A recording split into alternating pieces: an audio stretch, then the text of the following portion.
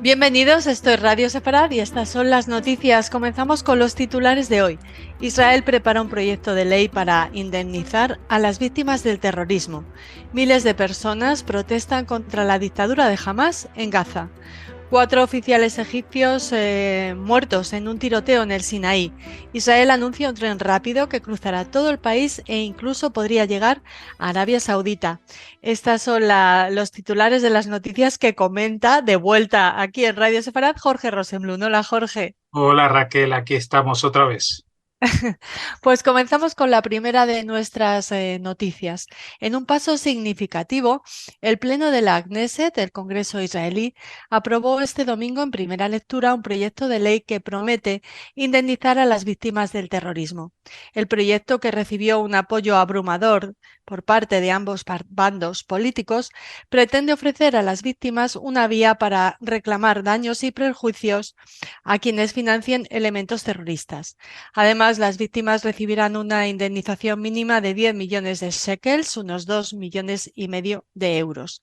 Defendida por el miembro de la Knesset Yitzhak Pindros, de Judaísmo Unido de la Torá, la ley permitirá a las víctimas y a sus familias presentar demandas por daños y perjuicios contra organizaciones terroristas e individuos que incentivan los atentados, ofreciendo sueldos a quienes los perpetren.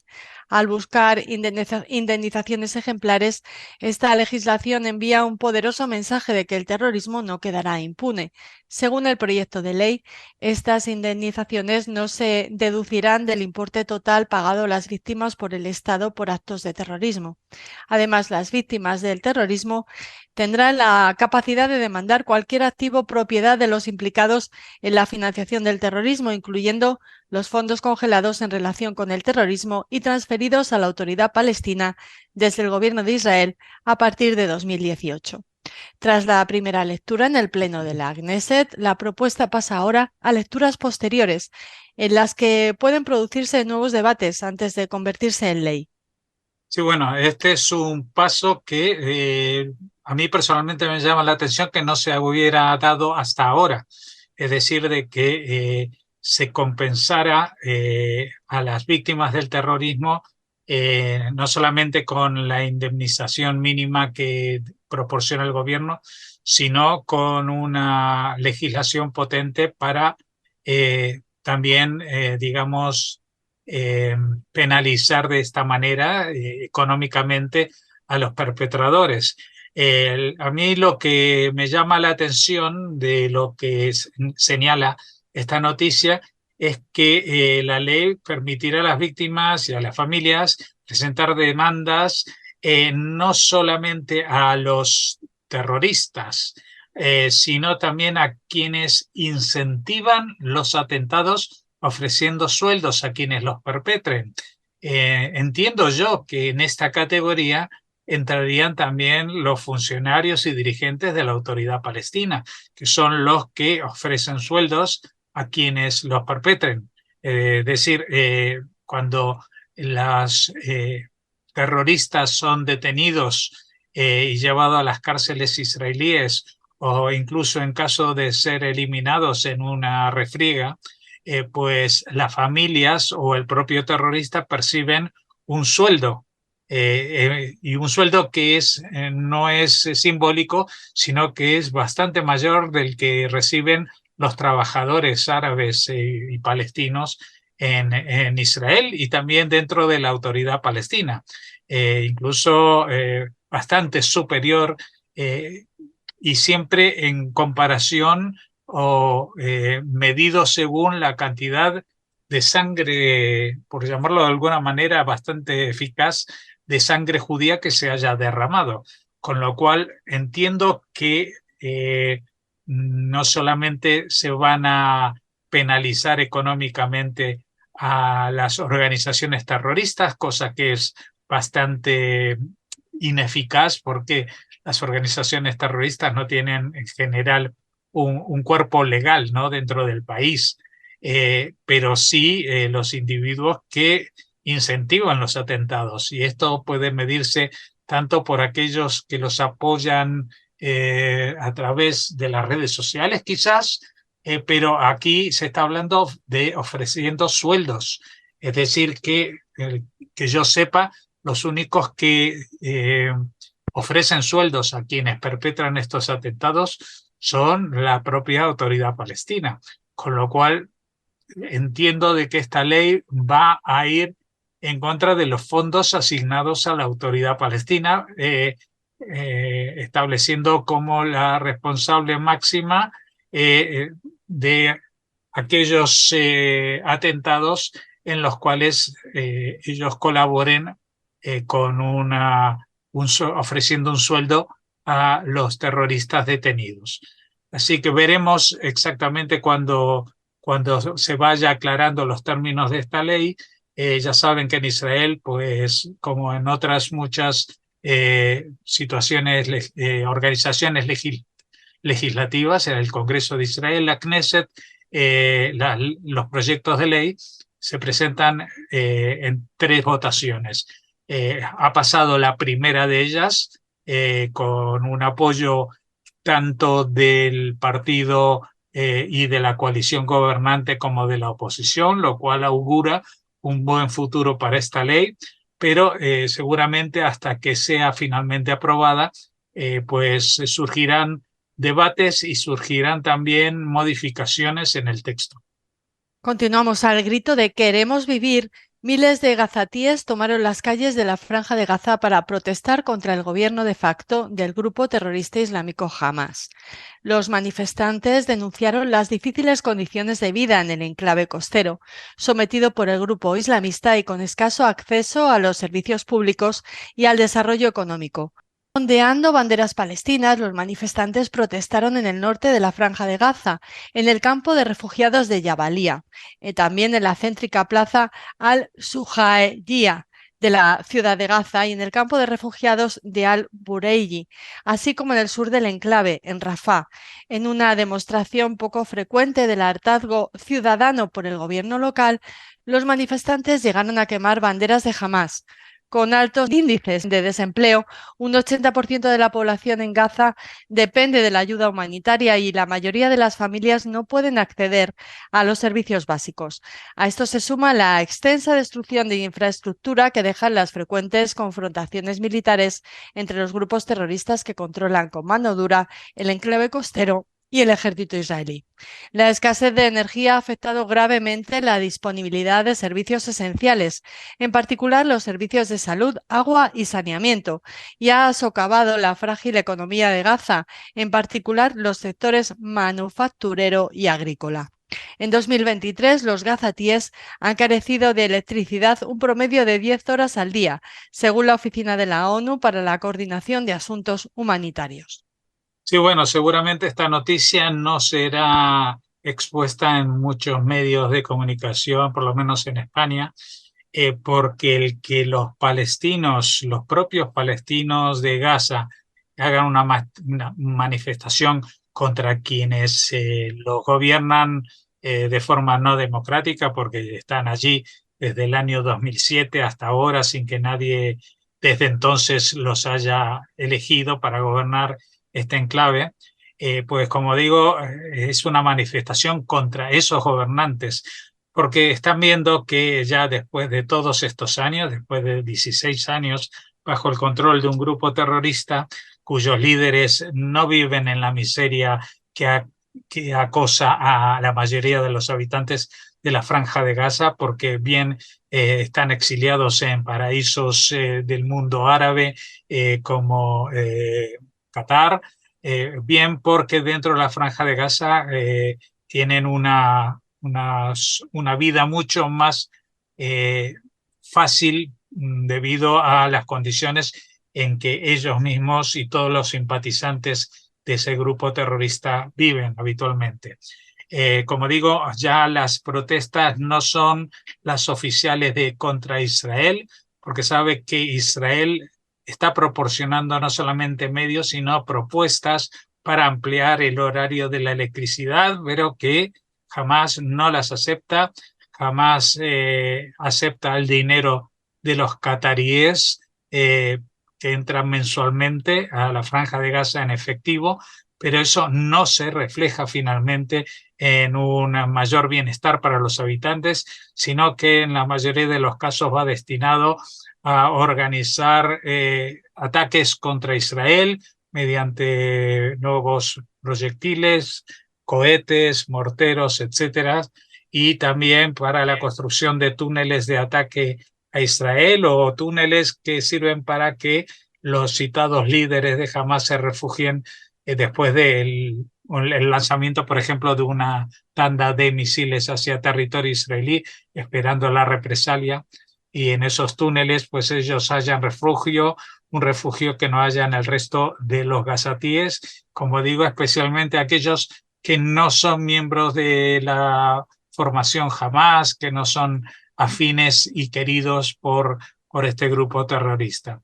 Así que bueno, como digo, reiteramos que esta noticia ojalá se vea en las televisiones y en los medios de comunicación de España para que también se sepa que dentro de Gaza hay gente que está sufriendo y que saben perfectamente que su sufrimiento no lo causa exactamente Israel, sino el propio grupo terrorista que los gobierna y que muchas veces los medios ensalzan o que simplemente los utilizan como método de información sobre lo que pasa en la Franja de Gaza. Ojalá, como tú dices, continuamos en el informativo. Al menos 4 oficiales egipcios murieron y otros 22 miembros de las fuerzas de seguridad resultaron heridos en un tiroteo en la sede de la Seguridad Nacional en el norte de la península del Sinaí, en el este del país. 3 detenidos, entre ellos un palestino, atacaron a las fuerzas que estaban dentro del complejo policial y confiscaron las armas de 2 policías en un suceso perpetrado el domingo 30 de julio en la ciudad de Al-Arish, capital del norte del Sinai. Se desconoce por qué comenzó el tiroteo y el motivo de la detención de estas 3 personas, y hasta el momento ningún grupo ha reivindicado la autoría de este singular ataque en el interior de una sede policial. Las fuerzas de seguridad egipcias llevan a cabo desde febrero de 2018 una campaña contra el extremismo en el centro y norte del Sinaí, donde se han hecho fuertes los grupos radicales, como la rama egipcia del yihadista Estado Islámico Wilayat Sina. Los ataques de los que suelen ser objetivo las fuerzas de seguridad egipcias suelen ser con explosivos o mediante asaltos armados, pero la frecuencia de atentados se ha espaciado y apenas se han producido en esta región en los últimos 2 años. Bueno, seguramente en los próximos días tendremos más noticias o para entender qué es lo que ha pasado, porque según comenta el texto, no es la forma habitual que tiene de atacar el grupo yihadista Vilayat Sina, que es el mayor enemigo, digamos, de Egipto en esta zona del Sinaí. Es una rama del yihadismo del Estado Islámico y que también en los últimos 3, 4 años pues ha bajado muchísimo su presencia y su ritmo de ataque. Y aparte, por las características de lo que sí conocemos, esto se produjo en el interior de una comisaría y no un ataque que viene, digamos, con jeeps o con vehículos atacando este lugar y para llevarse especialmente el armamento que pueda haber allí. Todo esto tiene pinta de ser algo distinto y quizás tenga algo que ver con cosas muy lejanas del tema del yihadismo, como puede ser el narcotráfico o el contrabando, etcétera, etcétera. Pero tendremos que esperar para saber qué es lo que realmente pasó en esta parte del Sinaí, que hace bastantes años tuvo durante un tiempo, estuvo bajo control de los israelíes después de la guerra de Yom Kippur. Terminamos con esta noticia. El primer ministro israelí, Benjamin Netanyahu, ha anunciado un proyecto por 27.000 millones de dólares para construir un tren de alta velocidad que conectará los extremos norte y sur del país y que a largo plazo podría llegar hasta Arabia Saudita. El proyecto se denomina One Israel y pretende conectar todo el país con trenes rápidos desde Kiryat Shmona, cerca de la frontera norte con Líbano, hasta Eilat, en el vértice sureño del Mar Rojo que hace frontera con Egipto, Jordania y Arabia Saudita. El proyecto se pondrá en marcha con un presupuesto plurianual de unos 27.000 millones de euros, como les comentábamos, y permitiría ir y venir del centro del país desde cualquier parte del estado en menos de 2 horas. Además de transportar a personas a través de una distancia de más de 450 kilómetros, la línea permitirá el traslado de mercancías desde el puerto de Eilat a las terminales en el Mediterráneo sin atascos de tráfico, sin contaminación del aire y sin problemas de aparcamiento. Incluso podría llegar a conectar, como también comentábamos, con Arabia Saudita y la península arábiga. El anuncio del tren de alta velocidad se produce una década después de que Netanyahu, durante otro mandato, aprobó una línea ferroviaria desde el centro del país hasta Eilat, pero que no se concretó. Bueno, esperamos que esta vez el plan llegue a concretarse, aunque seguramente no irá tan rápido como suele uno pensar. Netanyahu en los últimos años ha hablado de muchos proyectos a gran escala.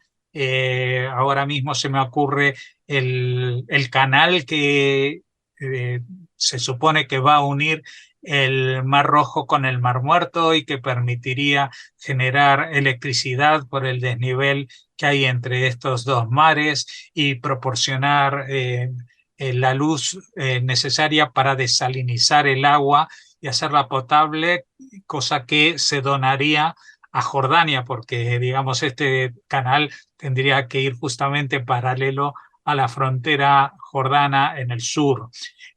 Por otra parte, hay otros proyectos, como digo, que se han anunciado y cuando son tan grandes, pues esto después despierta ciertas eh, suspicacias entre los no seguidores, por llamarlos así, de Ujú. Benjamín Netanyahu. Ya saben que en los últimos meses especialmente hay una fuerte corriente contra el gobierno de Netanyahu, especialmente por la coalición que tiene montada junto a partidos de ultraderecha y ultrarreligiosos, con lo cual esto podría ser una especie de anuncio un poco en vacío. Estamos hablando de un proyecto muy grande que sería perfecto y sería muy necesario para Israel porque, entre otras cosas, permitiría una conexión muy amplia y rápida con todas las partes del país. Hoy en día, quizás este primer anuncio que hizo de una línea ferroviaria que uniese a el centro del país con Eilat es menos, digamos, acuciante porque ya existe un aeropuerto en Eilat, con lo cual, pues llegar al centro del país, si es urgente, pues se puede hacer por este mecanismo. Pero las combinaciones son muchas y si alguien se tiene que desplazar desde el norte del país hasta Eilat, pues ya la cosa se complica muchísimo.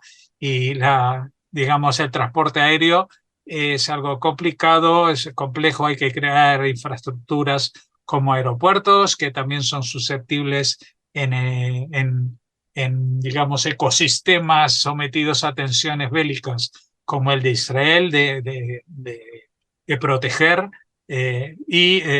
Uno de los mejores mecanismos son estos trenes de larga distancia y de alta velocidad.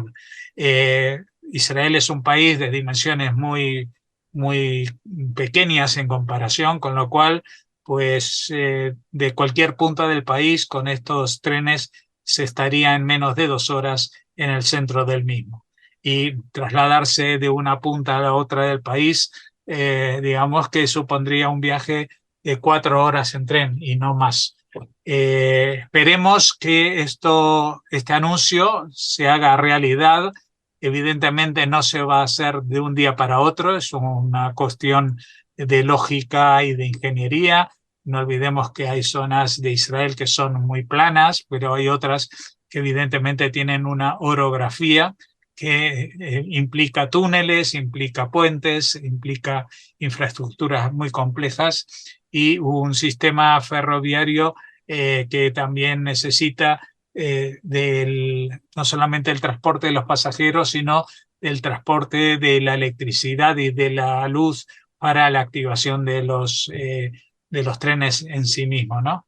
Así que bueno, vamos a ver y esperemos que dentro de pocos meses vayamos volviendo a anunciar que este plan ya se ha puesto en marcha, que se empiezan a ver los primeros tramos acabados, incluso la inauguración de algunas de estas líneas. Muy bien, pues con esa esperanza terminamos este informativo. Les esperamos en el resto de la programación de Radio Separat. Gracias.